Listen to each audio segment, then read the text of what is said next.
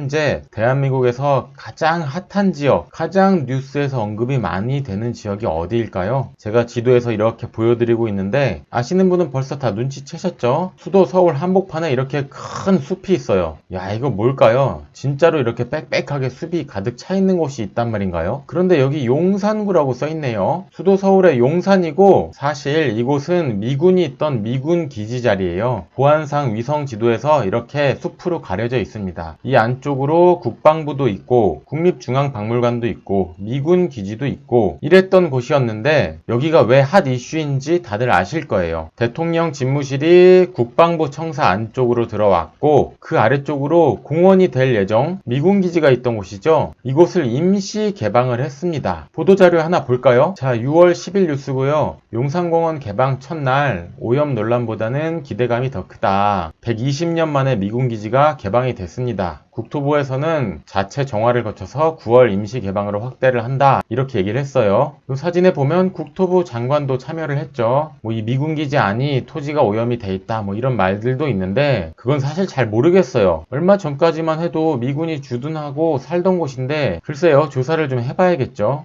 야, 공원이 개방이 됐습니다. 자, 개방이 된 위치는 이쪽이에요. 국방부 아래쪽 국립중앙박물관에서 11시 방향 신용산역과 이촌역 사이죠. 다시 지도에서 보여드리면 대통령 집무실 쪽, 집무실이니까 실이라고 써볼게요. 그리고 그 아래쪽에 신용산역과 이촌역 사이로 공원 개방, 공이라고 써보겠습니다. 이런 모양이에요.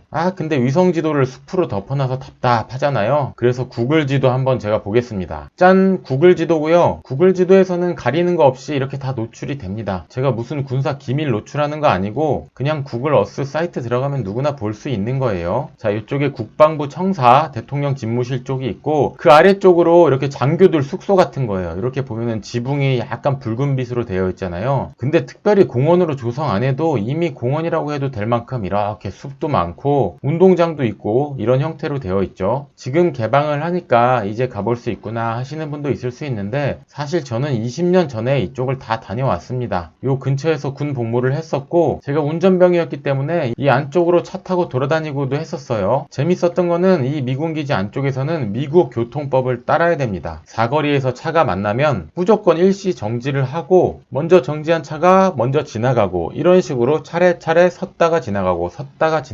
재밌었던 경험이 있었어요.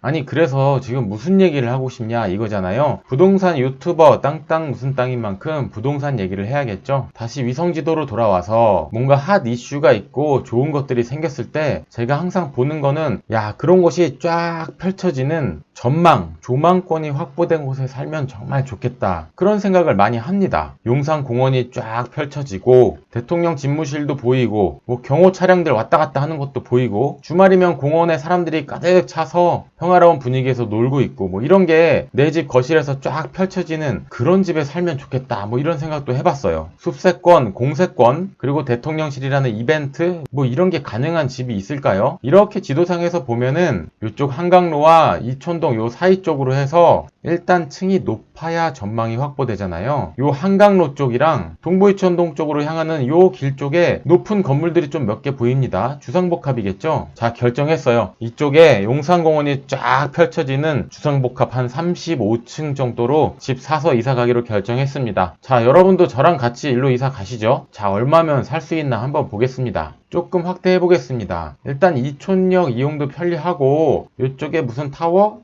좀 더 크게 볼까요? 파크타워 아파트 써있네요. 야, 이런데 높은 층에서 용산공원 쫙 펼쳐지는데 살면은 진짜 좋을 것 같아요. 용산 파크타워 아파트 얼마나 하나 클릭해보겠습니다. 이쪽 가격 보니까 한 33억? 33억만 있으면 용산공원과 대통령 집무실이 쫙 펼쳐지는 아파트 살 수 있어요. 파크타워 좌측으로 보면 용산 시티파크 있습니다. 이쪽은 좀 더 공원 안쪽으로 붙어 있어서 전망이 더 좋을 것 같아요. 시티파크 한번 보면 여긴 매매가 45억인데요. 공원 하나가 더 붙었나? 아니죠. 45억 맞죠. 에이 뭐 이 정도 껌값입니다. 껌값. 제가 좋아하는 자일리톨 껌 최저가 하나에 500원이에요. 500원. 시티파크 아파트가 45억이니까 1, 2, 3, 4, 5, 6, 7, 8 나누기 500원 하면 껌값이죠. 자일리톨 껌 900만 개 값입니다. 저 아파트 값이면 껌을 900만 개나 살 수가 있어요. 용산 시티파크 아파트 45억입니다. 점점 딴 세상 얘기를 하고 있는 것 같죠. 신용산역과 가까우면서 전망이 또 확보될 수 있는 레미안 용산 더 센트럴 있습니다. 자, 여기 보이죠? 야, 39억. 그 옆에 용산 푸르지오 서밋 48억.